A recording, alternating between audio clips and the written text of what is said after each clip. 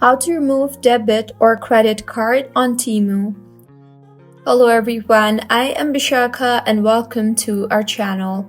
I will take you through the step-by-step process on how to remove debit or credit card on Temu. Now, let's get right into the tutorial.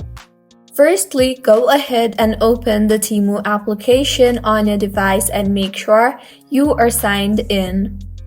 Now, go ahead and tap on the U option on the bottom center of your screen and further tap on the Settings button on the top right corner of your screen.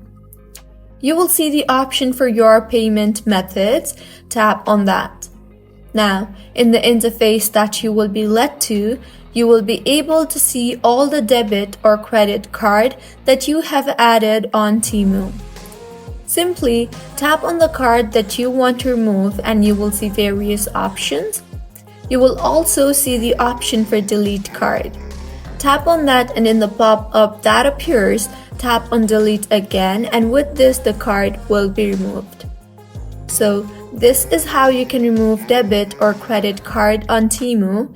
If you find this tutorial helpful, please make sure to like the video and do subscribe to our channel for more contents like this. Thank you for staying with us until the end.